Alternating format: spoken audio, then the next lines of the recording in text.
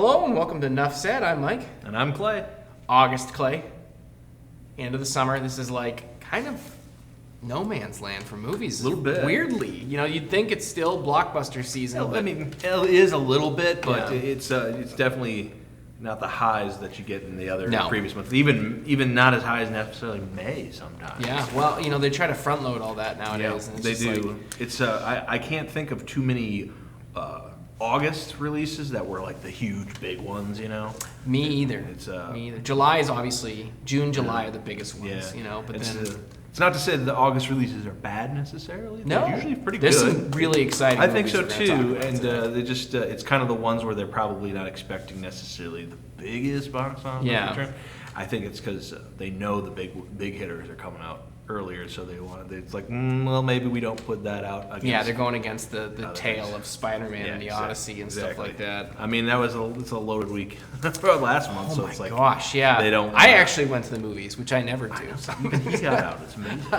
What's your excuse? Yeah, it's well, that's I think part of the other problem too, and it's just I also think August is the month where it's usually the month where people actually take the summer vacation. I find. I suppose, yeah. They're not necessarily going at the beginning of the month, the summer, or even in July. They wait until August, right before the school. Yeah. Just one last hurrah They before want to you. get that in yeah. too, so they know there's probably not going to get as many people out there actually in the theater seeing stuff. So, Might be. but this is also a good time to start putting out a little bit of that maybe stuff that might work as possible fall award season stuff. I mean, I would say that you wouldn't be crazy to think about that. We've got some really interesting movies we're going to talk about today. So, I think we should jump right into it. We'll take a look at the trailer for The End of Oak Street. Did anybody else see that weird light last night? What weird light? The wind was blowing all crazy. Starbuck was freaked out and barking. Could have been lights from a helicopter. Or a UFO? Aliens. Shut up, Dad.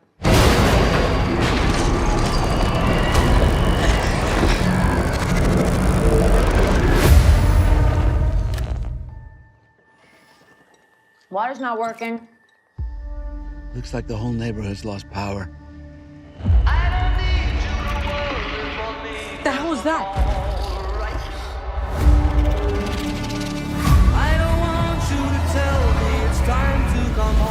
We can't leave.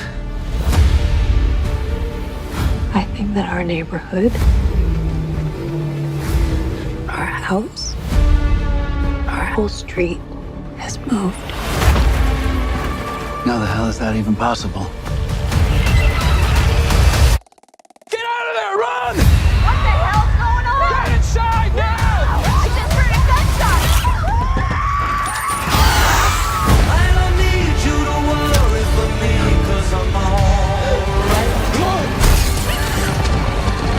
Gather supplies. Grab anything you can use as a weapon. What are we gonna do? We're gonna survive.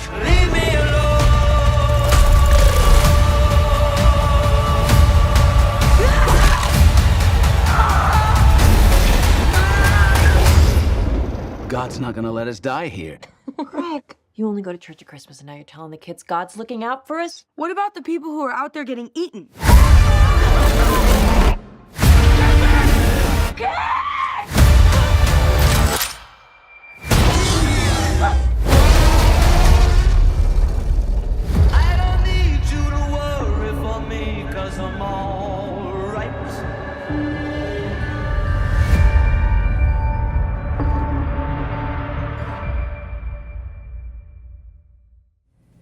Dinosaurs. Yes.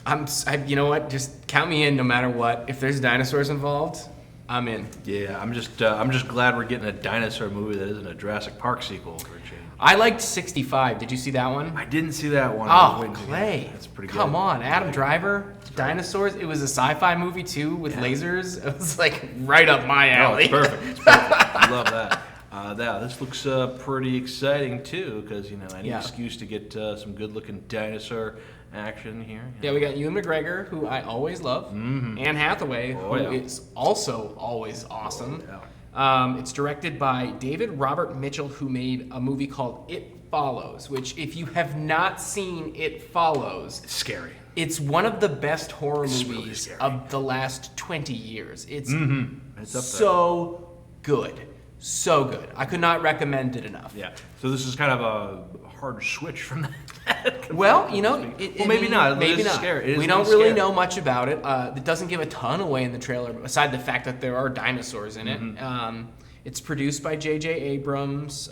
He's got the composer Michael Giacchino is doing the music for it. It is only this guy's second movie, though. So he did It Follows, which was about 10 years ago. Yeah, now. I believe that was 2015. So Yeah, it was. so it's been a minute. I imagine he's probably been trying to get something produced that entire time, which, you know, come Yeah. on, Hollywood, let's get on giving Well, talented it is people a big, more projects. I think that was the thing because It Follows, while very good, very scary movie.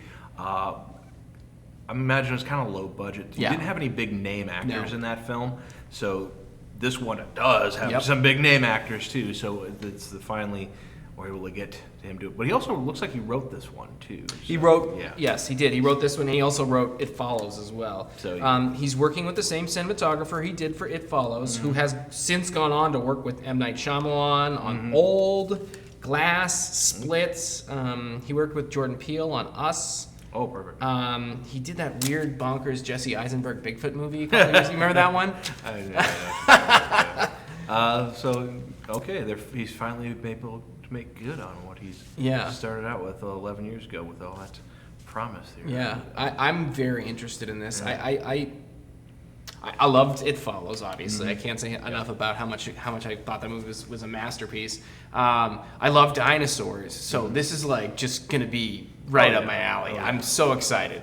Well, yeah, I'm excited for this too. You know, and the funny thing is when I first saw the trailers for this movie first being advertised, I assumed it was based on something pre-existing work that I wasn't familiar with. But no, it is actually an original script here. I'm fine. You know, Yeah. It's just fantastic. Yeah, well, you know we love original We ideas. love that here, and it's kind of this clever idea where it seems to be it's alien abduction, but they abduct the entire neighborhood. Yes, which I mean that's been done before in other mediums. It's not a wholly original idea, but like you know, art is derivative. You know, you take the same thing, you give it a new spin, and It kind of, yeah, you know, kind of reminded me. To be honest, it kind of reminds me a little bit of Twilight Zone. Yeah. Some of the plot, just ideas where it's just Sure, you have a neighborhood absolutely, suburbia yeah. that's just something strange happens, and it's like how do the neighborhood respond to it? You know. yeah. I mean, like you know, you get the Under the Dome Stephen Yeah, King that was thing, another one, too. Heck, even the Simpsons movie did it. Yeah. You know, it's not Simpsons did it, of course, Simpsons but it's not. It's not the same exact premise because obviously you've got some Lost World elements where there now are dinosaurs, you know, in this neighborhood as well. So it's I think it's taking an idea and giving it a unique new spin, which is Yeah. awesome. And I could not be here for more of that. And we have the family working together as a unit, Yes. trying to be the best. At Which it. one of them do you think dies?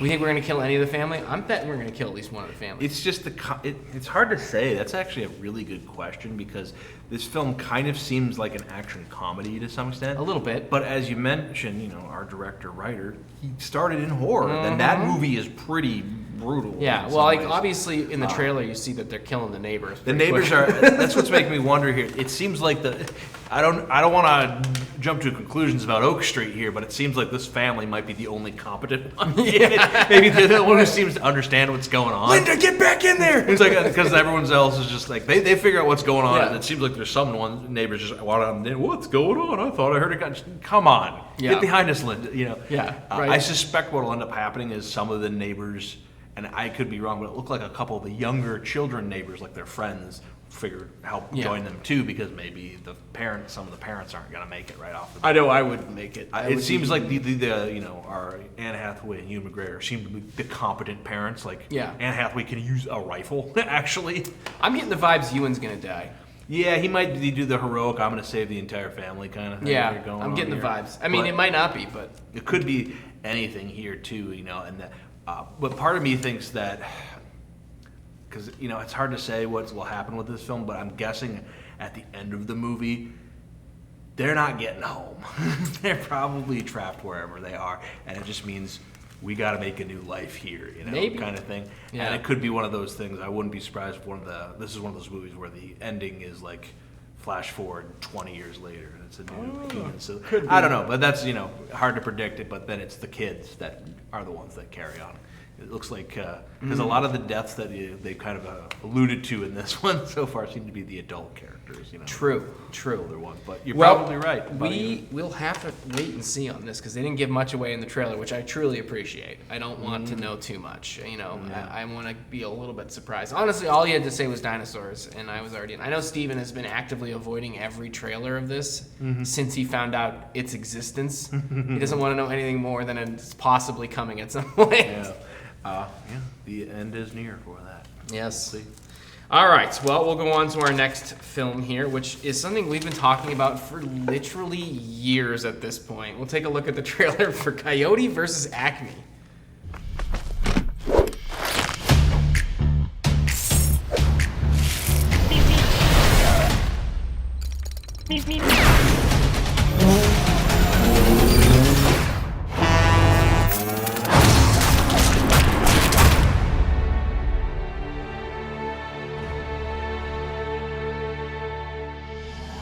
Have you ever set a big stack of TNT on the road, hoping to blow up your nemesis, but the detonator itself explodes? Have you ever pulled the ripcord of your parachute and only a bunch of silverware comes out? It's not your fault. Acme is evil.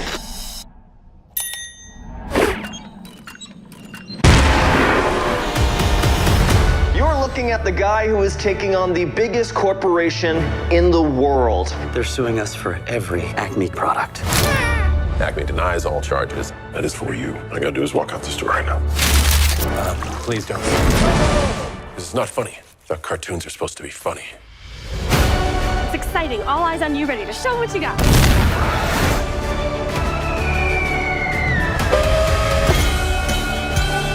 Acme has knowingly been making dangerous products for decades.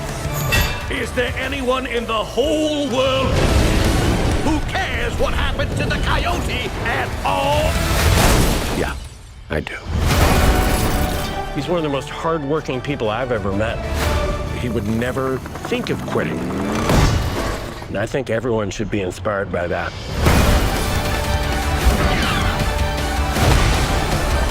I don't just want him scared, I want him ruined.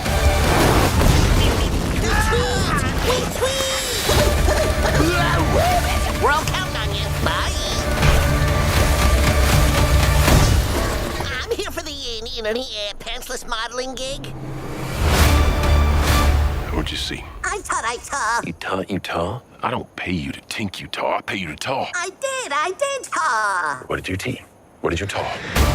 Only in theaters August 28. Get tickets at coyotevoicesacme.com. Now, if you're a follower of the show, you know over the years we have joked about Coyote versus Acme never coming out.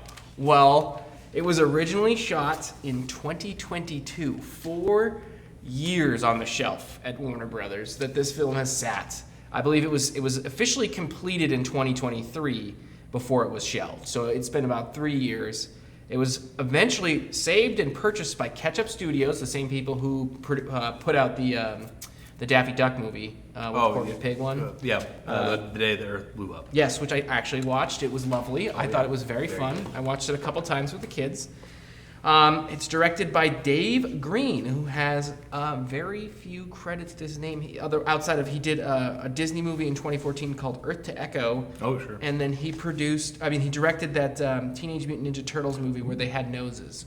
I want to say it was 2016. Remember that was one? it the live action one? The live action one with the turtles all had noses. That Sure, was I know what you mean. very strange. Yeah, I don't know why they needed. I really hope it wasn't his idea. I doubt it was. Probably. But I don't know what the heck was that. I think I would have quit. We were in a weird era where everyone was freaking about which animated characters had noses and which ones had teeth, and it was a whole. Yeah, it was weird. I didn't appreciate it. This trailer looks truly hilarious, though. This looks fantastic. The number of jokes per second in the trailer alone is admirable. Oh yeah. I mean, it was rapid fire. This is one of the most effective trailers I've seen in quite some time, I have to say. But the thing that, and I think we mentioned this other times we've talked about this movie, the title alone. Yeah, it's fantastic. It's like because that tells you what the movie's about. Yeah. He's finally suing Acme. Which of course he should. Got it, right? Yes, that's exactly what he should do. And it's like, so as soon as you hear that, it's just like, perfect. Yes. That's the movie. And Will Forte too. Like, Good. I mean, what a great cast. Yeah, it was just that was the thing. It's like I was watching that. Just the title alone.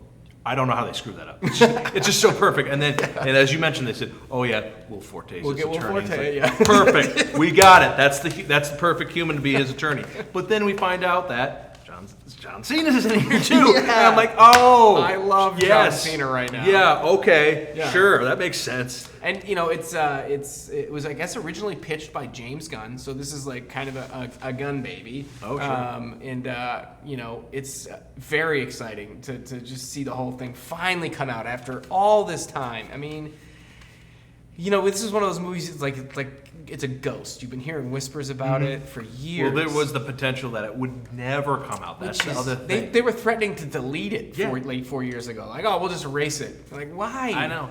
And then it's the same reason they basically refused to put out the Batgirl movie. Yes. Which is just, it's a tax write-off. They're just trying to do that. That, I guess, was in a lesser state of completion. Like, this movie was 100% done. Mm-hmm. And they said, no, we're not going to. Whereas the Batgirl one was, I believe, just in the first stages of post-production when they shelved it. And we'll probably never know the background of why what the heck all happened, went down there. I'm sure it wasn't a great reason, but one of the reasons I think we did ultimately get this one released is just because the subject matter is about someone suing a big corporation that's being unethical.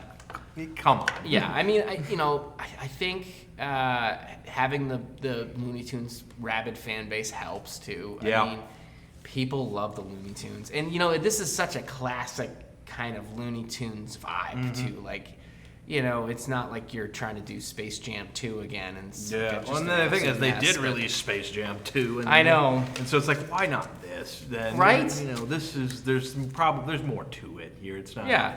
It's not a complete total cash grab kind of thing here. And stuff and the story, that title. It's just that is the logical conclusion to the Wile E. Coyote Roadrunner story. That you want that. That's hilarious. Yeah. I hope he wins. Actually, I kind of hope he loses at the end. I think the ending might have actually been spoiled for me. Oh no! At some point. Don't but that's say fine. anything. I won't say it here. But when they did, I'm like, that makes sense. Yeah. That's the ending that you have to go with. Yeah. But it is. Coyote can never win. That's the thing. But and that's the funny thing. I'm glad because that comes up like you have Foghorn Leghorn. Does anybody here care about this coyote? And then you have Will Forte.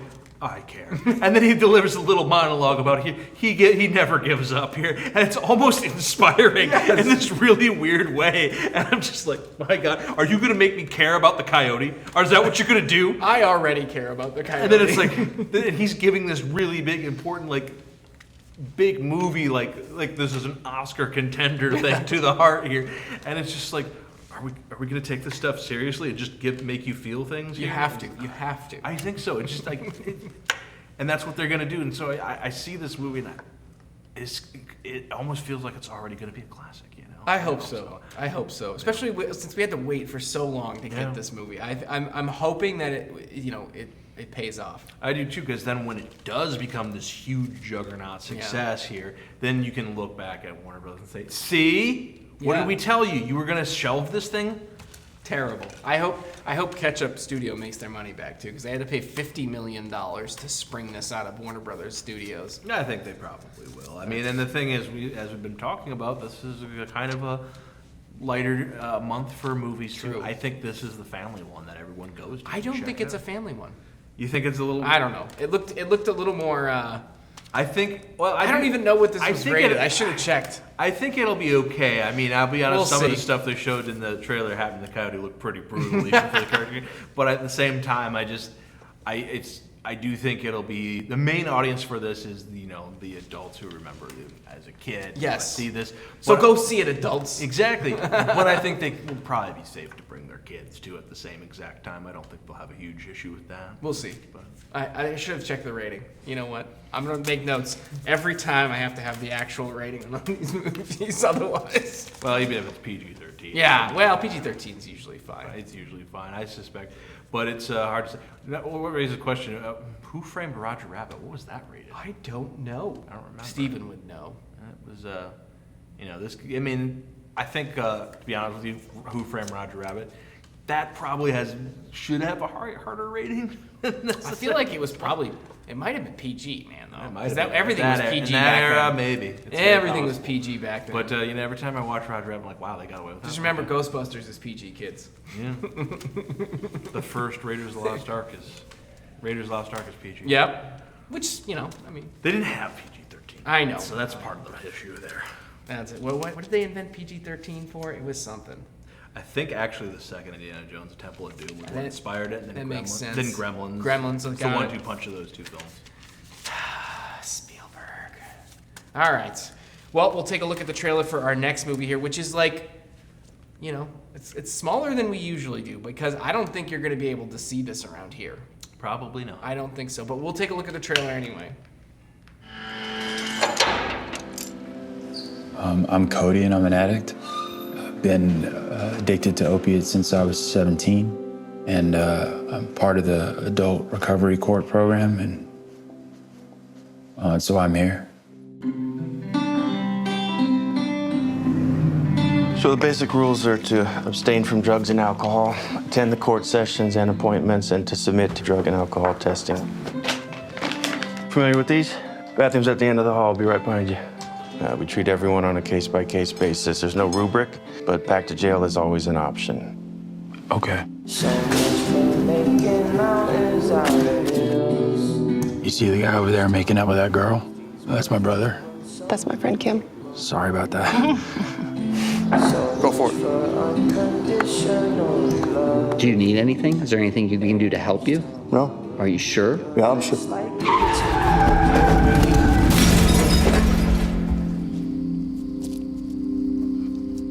I think that there's just a lot that I cannot understand.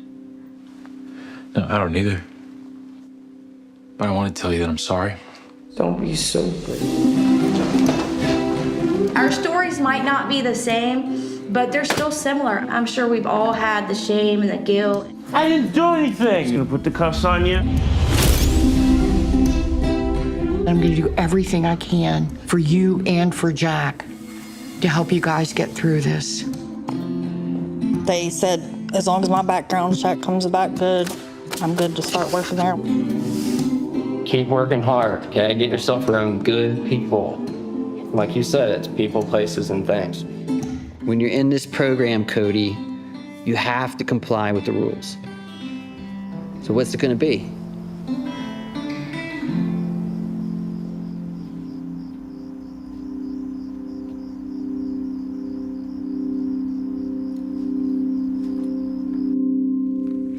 Now, Steven always makes me watch a bunch of indie trailers for this because he hopes that I'll put indies into this because, but we can only talk about 4 or 5 movies a month. This time, though, I was really impressed by the trailer. This looks like a unique movie.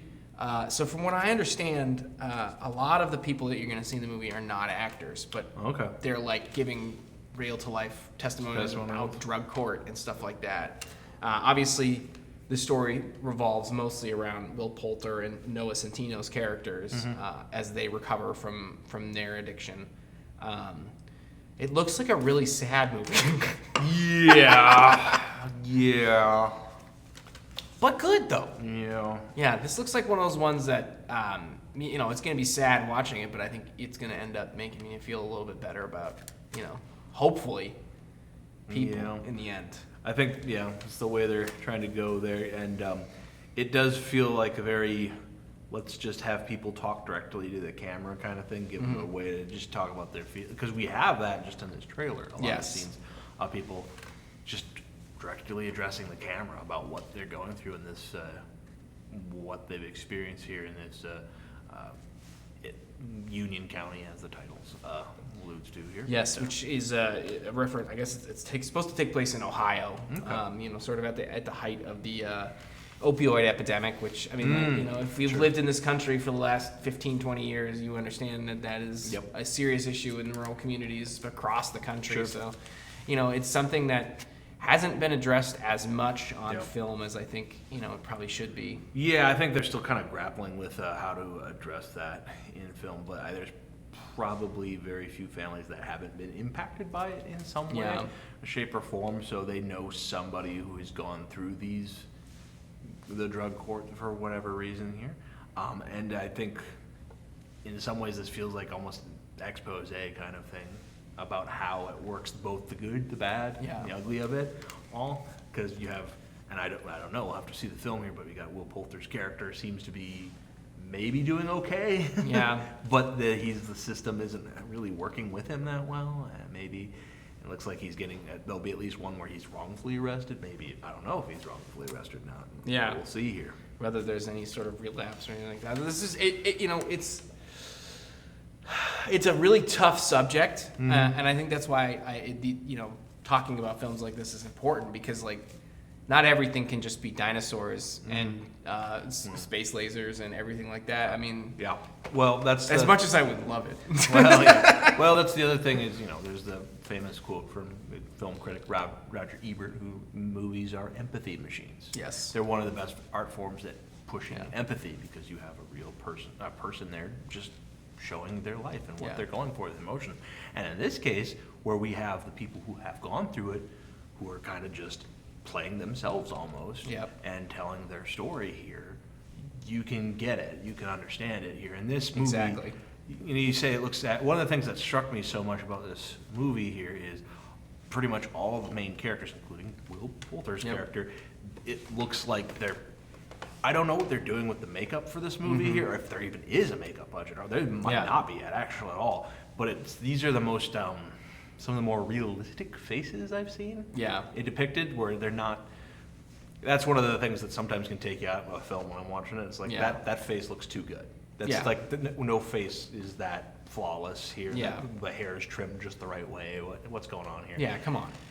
The beard's not as scraggly or whatever. That looks like a person you'd see on the street, though. Yeah. I see what you're saying. It looks like an actual real people. Yeah. I love movies, and whenever anyone asks me what my favorite movie of all time is, I tell them Independence Day. Because I love Independence Day, and it's a really low bar for entry. It's just a ton of fun.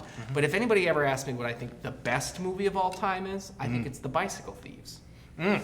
Because it's just such a real story, and it's such a human tragedy, and you can see these characters trying so hard, and it feels so real on screen, and it's just connecting with somebody like that, it's magical. Oh yeah, definitely. And I think a film like this has the potential to do something like that, to take us to another person and to see a little bit of their experience. And that's probably what they're kind of hoping for, and if we hope it gets more eyes on the screen here. Because it's an independent film, probably won't have a huge distribution here. I didn't even see the trailer until Steven made me watch it. Oh, same here. And I was joking another one of your stupid sad movies. I saw it. This is the first time I even heard about it was just a little bit ago. Here. So that's the kind of thing here.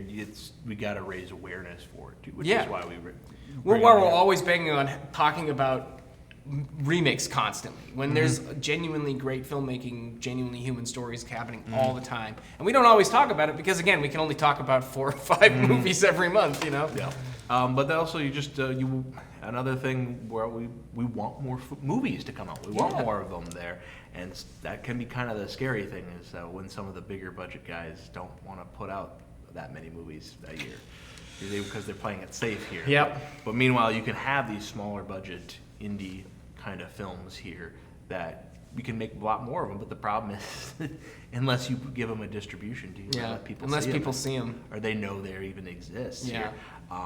This film And I don't know, it might end up becoming something on streaming here for some people. Yeah, I hope so. Yeah. And maybe that's how people will eventually end up seeing it too. Where, like, maybe they watch this us talking about it here and there, then and then when they're going through a streaming, hopefully they're going through their streaming catalog, and then they say Union County, like, wait a minute, I heard them talk about that. We should watch that. Oh, let's give this a look here and see what we got. And then they'll hate it and they'll blame me. Well, maybe. Well, I mean, it's one of those things where, like you said, it's probably going to be kind of a difficult watch because it's about some pretty real world issues that we've had, and some of these stories are going to be true. It's based, some of it is loosely based on actual events. I mean, and it's a feature film that is kind of blown up out of a short film. So the guy made a short film titled the same a couple years ago, and it looks like it was good enough that somebody saw it and said, we're going to give this guy some money to turn it into a feature. And I'm glad they did. That is, that's the path you want to see a filmmaker take, to go from something smaller to something bigger, and to get the legs that they seemingly rightly deserve. So congratulations to Adam Meeks, the director, and I really hope a lot of people go to see this one, and we'll see. I haven't seen it yet, but the trailer was great. Oh yeah, and then see it, talk about it, and to see and maybe inspire more movies. More movies like it that do more expose kind of stuff into just, this. That maybe use a little more experimental techniques to tell human stories. Yeah. But also, I like lasers and dinosaurs. Let's get more of those too. All right, we'll talk about a trailer for the next one here, which is a Ridley Scott movie. And I'm always excited to talk about Ridley Scott, even if he has been hit or miss for the last 20 years. Take a look at the trailer for Dog Stars.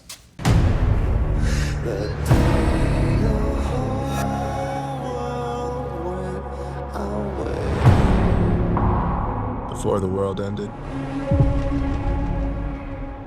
I was kissing my wife, playing with my dog.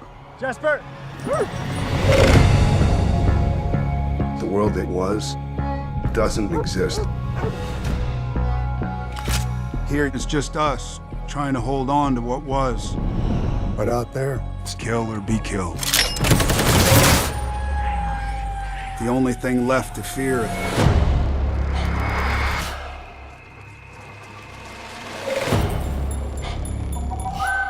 Survivors. There is a place that still remains. Go.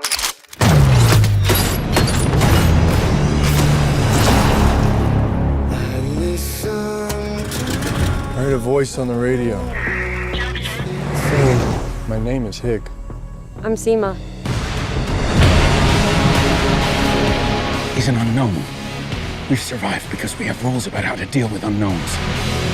I know he has real coffee. I miss music, singing on the way to the grocery store. I miss the grocery store.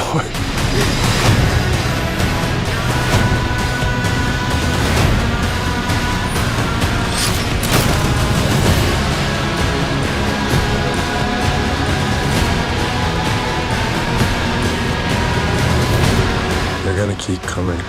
We can't hold them off forever. Arm up! Move, move, move! Shoot the roof!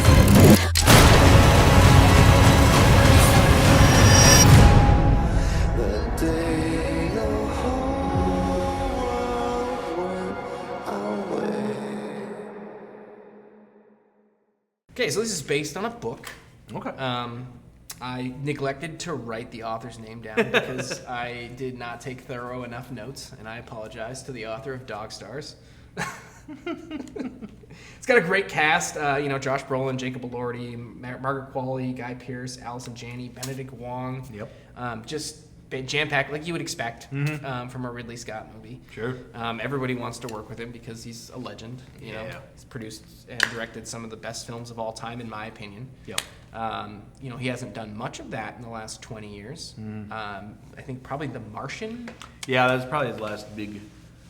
Yeah, one that that was the last one that I remember. He's been doing really a lot liking. of producing though. Is kind of free. He always has. But, and I do appreciate what. One thing I've always appreciated about Ridley Scott is he seems to produce, direct pretty much a little bit of everything to some extent. He's like, I'll do a science fiction. I'll do a horror one. Absolutely. We'll do drama. And he whatever. brings the same quality of craft to all of the genres. He's not like, you know, like Spielberg. Same thing, you know. Although I don't think, has Ridley Scott done a ton of comedy? You know, maybe One? not. But I think the he's thing only is, done maybe one or two. Maybe not. I think he's produced some shows that Yeah. are kind of made a little bit of the comedic side because television. I'm not going to hold it against him, but Spielberg does comedy though. Yeah, he does. It's a funny thing to mention because it's like there's certain, you know, that's the one thing. It's like can a person do a scary one and a comedy at the same time? Oh, I don't know. absolutely. It's like when you can get a director who can do both. Yeah. And that's when you got it. It's a tough one. But to be honest with you, you could argue. There's an argument. The Martian's kind of a comedy to some extent. I suppose, yeah. It is I mean, pretty- the it's source pretty funny. material is very funny, Yeah, so you know. I can't really fault him for that.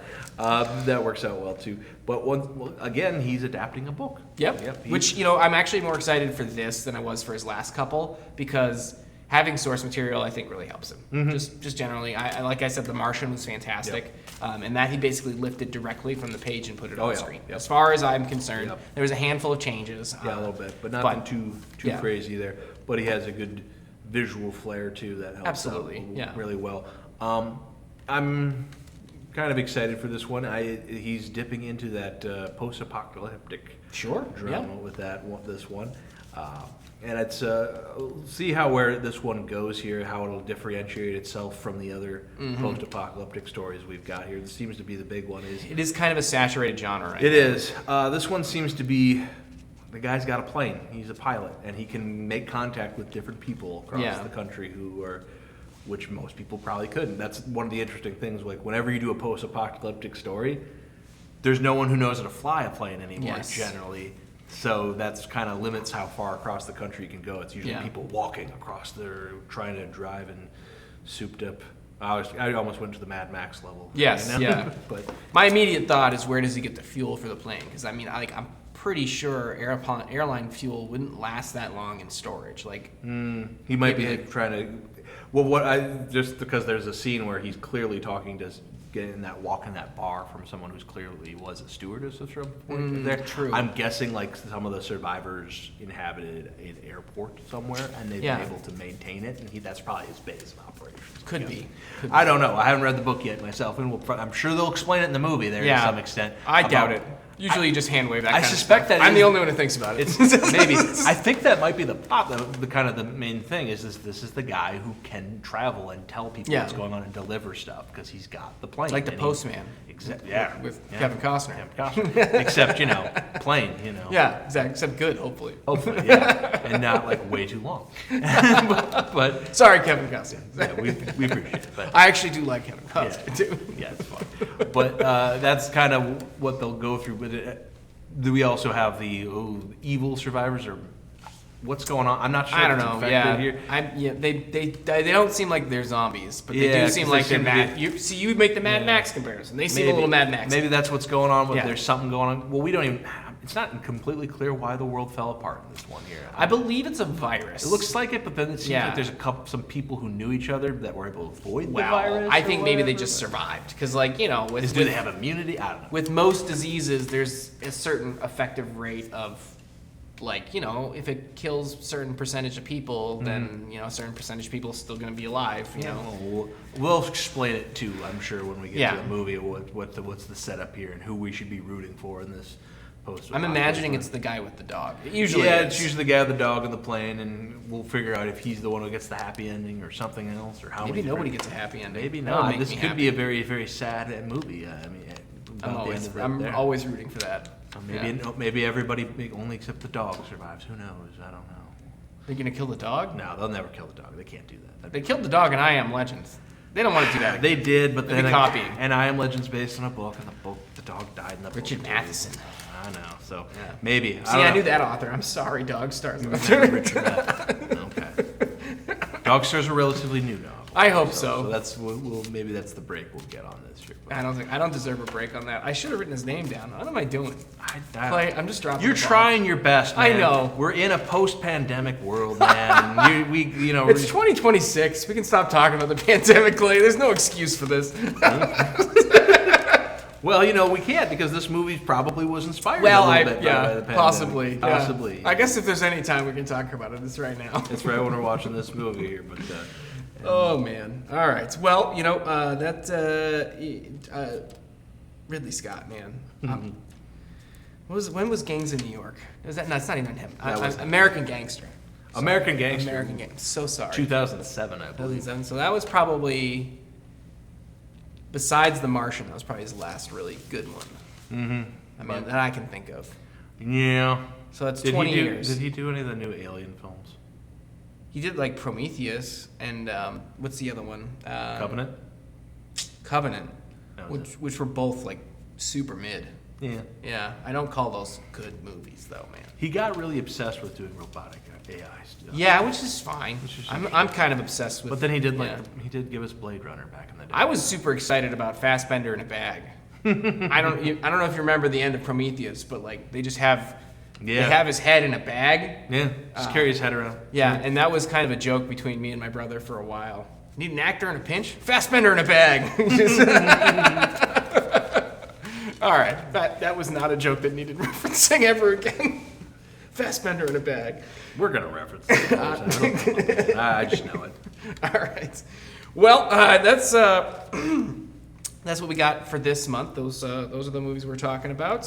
What do we got coming up here for the New Ulm Film Society's screening? I believe it is West Side Story, is it? Yeah, it is, because we're still in our musical series here, and we've gotten to the greatest musical of all time. Pretty much. We finished the 50s with Singing in the Rain, and now we got to move on to the 60s.